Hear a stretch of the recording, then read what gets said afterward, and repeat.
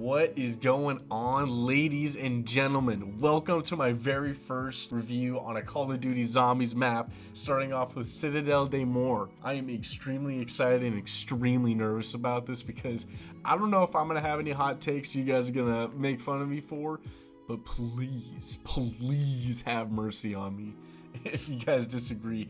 But I would love to hear what you guys think of the map in the comment section, and hey, maybe I can make a YouTube video on your guys' opinions. I would honestly love to do that. That would be extremely cool. But anyways, if you guys enjoy the video, please leave a like. If you want to sub to see my videos, subscribe. And if you guys want to spank my bells, hey, I will not stop you.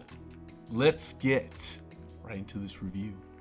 So the way I kind of want to structure these reviews out is I want to kind of split them into 3 sections. So it'll be kind of like the good, the bad, and the ugly. The first thing I want to talk about in the good section, which is pretty much just the entire map. I love the layout of the map. In Spawn, you're just in this cool area where it's like an abandoned little village and you look straight up and you got a castle. Also right in front of you is like a hulkingly large stone Thor statue.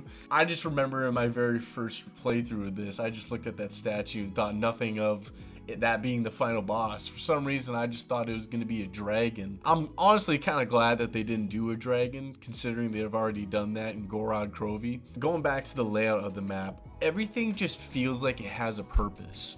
In Spawn, you have the pool table, you got bartending Easter egg. Everything in that Spawn just feels right. It makes sense. And when you go to the left side of Spawn, which I'll call the dead shot side, you got an electric rod piece, you got the horseshoe, you got a couple dead zombies that you can shoot for an extra couple hundred points. And then on the right side of the map, you got speed cola, and then you gotta put dead wire on your gun to shoot a box to get the second electric part.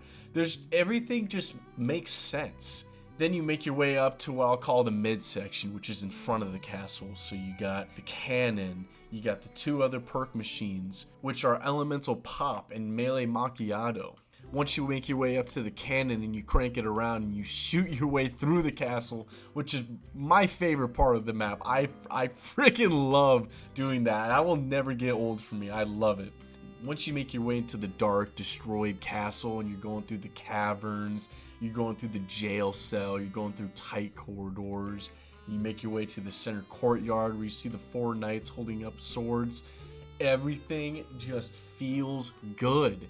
Everything has a purpose. Every room has a purpose. You got traps, you got parts for swords, you got other parts for getting Easter egg steps done. You got boxes that you can shoot that will either get you 150 scrap or will spawn in a bug. Then you make your way down to Pack-a-Punch. You guys shoot those 3 locks off of that crate, and then you have the doppelgast coming out. And oh my gosh, I don't think I'll ever forget my first reaction to that. I didn't think that a large 2-headed monster would be sprinting at me. But then once you kill him and he drops his blood ether crystal and you make Pack-a-Punch, then that's pretty much the whole map.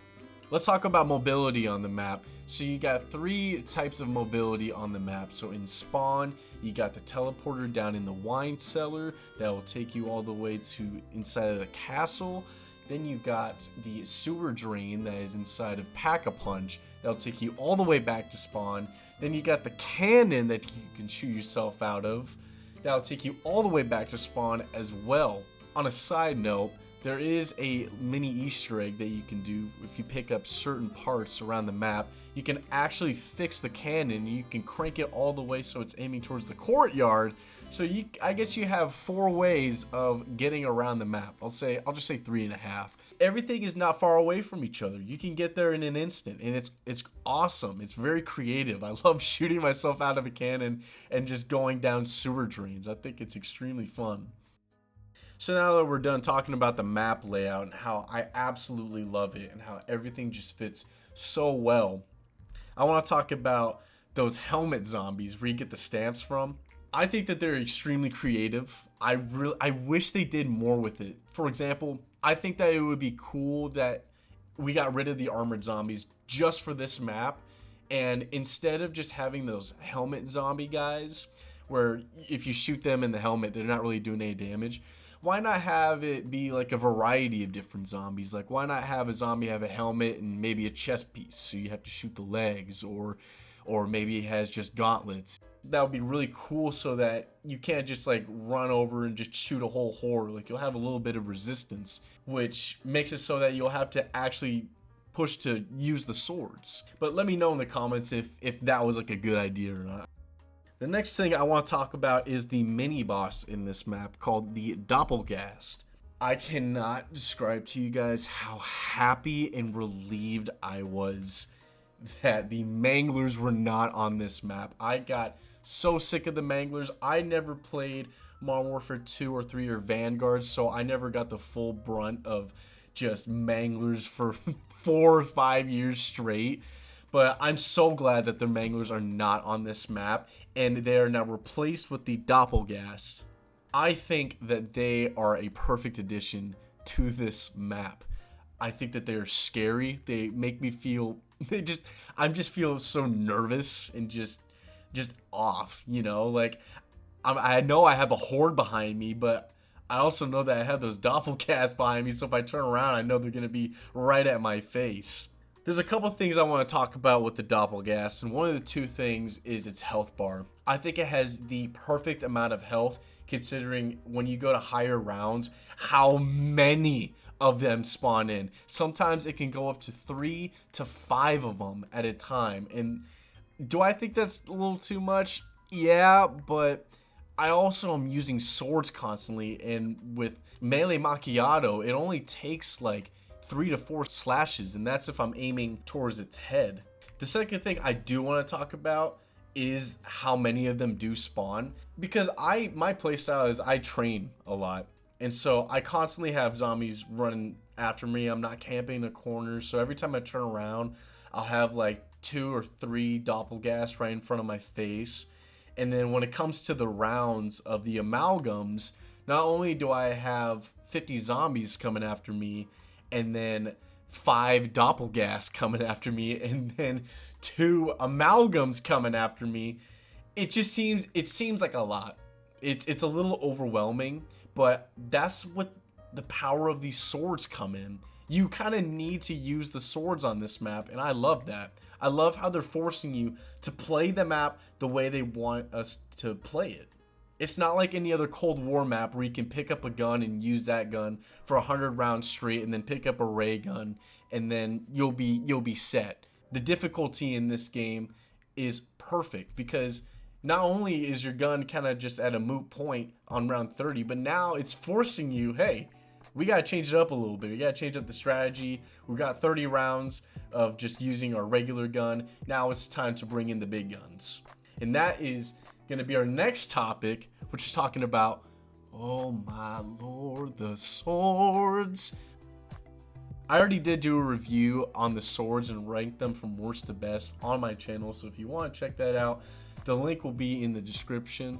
But the swords on this map is what makes this map just so perfect. That's the last thing that I wanted. The last box to check off on this map to make me feel like I'm in a castle is dependent on the wonder weapon.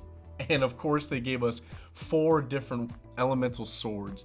Each one of them has its own purpose, and I think that it's cool that I see a lot of people saying that they prefer the lightning sword or the void or the fire or the lion. It shows what kind of player these people are when they pick a sword, and I really like that. I think that is extremely cool.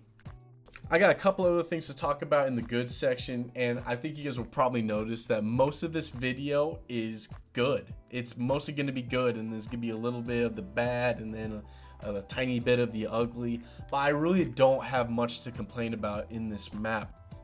So the last 2 things I want to talk about are the side Easter eggs on this map. The last Call of Duty that I really just grinded for Easter eggs on was Black Ops 3. I did play Cold War, I did play Black Ops 4, and neither of those games I was interested at all doing any sort of Easter egg. But with this game takes so much pride on its side Easter eggs, and I love it, because not only is it rewarding to do these side Easter eggs, but they're fun. None of it is annoying. It's not a hassle. You don't need to do it. It's just fun to do. So when it comes to cranking the cannon back or being a bartender back in Spawn, It's rewarding, it's fun. You can tell how much they care. So yeah, love the mini Easter eggs. And now the last thing I want to talk about is the main Easter egg. I don't have anything bad to say about the Easter egg at all, but I do want to praise one thing about it that I don't really see many Easter eggs on previous maps have done. And it's the fact that they integrate using your swords a lot in this Easter egg. I freaking love that. Not only do you have to build each one of the swords, which makes sense, but there are certain steps which require you to use those swords. So, for example, like in Terminus, you just built the wonder weapon and then shot at a trap and then you got a card. That is like the least amount of innovation you can put for your wonder weapon in the Easter egg. It was pretty pathetic, but I'm just gonna talk about that on the Terminus review. When it comes to the boss fight, man, I've only done the boss once, and man, he was difficult. He was pretty hard, but I didn't watch any reviews on it, so I didn't know that if swords were going to be OP. I didn't know if the ray gun was going to be good for it. I didn't know if it was going to be the Mustangs and Sallys that were going to bring the bastard down, but we managed to do it on our first try, and it was just so fun. I love how they're doing these final bosses, like in Terminus with the Kraken, and in Citadelle they more with the Guardian. It reminds me so much of Destiny. I am a huge Destiny 2 and 1 player, so with those raids and the dungeons, it just I love that. I just love it.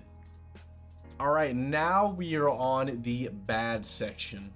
Like I said, I don't have much to say bad wise on this map, but there are a couple things that do affect the way that I play, so I'm just gonna have to put it down here.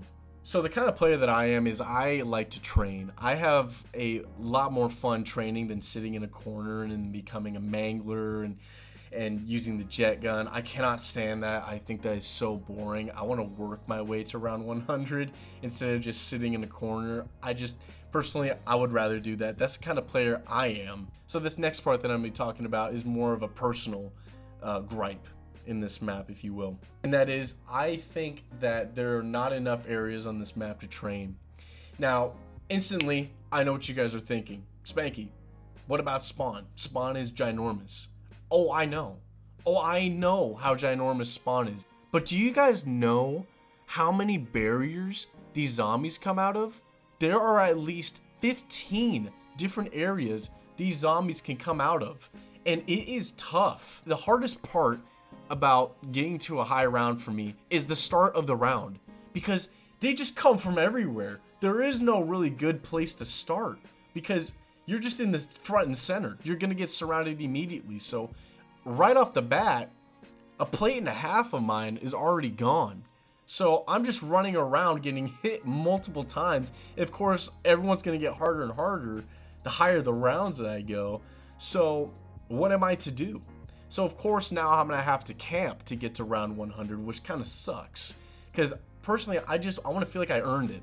I feel like if I'm just camping and just spamming manglers, it's just gonna be boring. Like, I want to make videos of me reaching round 100 first time in all 3 of these maps, and the last thing I want to do is camp, because all over TikTok I see, and I'm not trying to badmouth anyone on TikTok, you know, high rounding and camping. You do you. I don't care at all. This is just my preference. I just don't want people to watch me doing the same thing that everyone else is, and I don't have fun just camping at all. I know this directly contradicts everything I said about the map layout and how perfect it is. I still think this is an incredible map. It's just, for me personally, I can't really train well with 5 doppelgas running after me and 50 zombies and then 2 amalgams chasing after me. It's just too much, and they're just spawning from every corner. So it's honestly tough for me, but you could just also say, hey, that's just a skill issue. So the next thing I want to talk about is the amalgams return.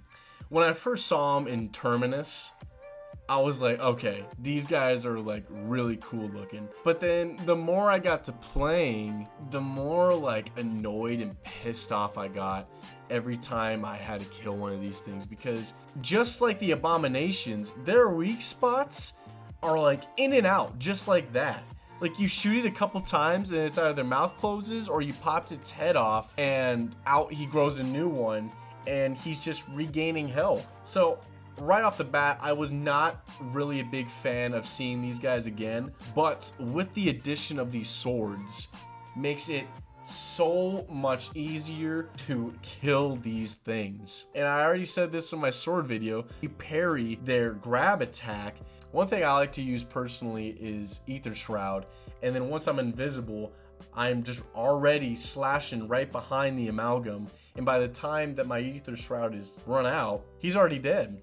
I do understand the purpose of the amalgam though. He's supposed to be a mini boss, he's supposed to be hard, he's supposed to be a nuisance, so he's playing that role really good.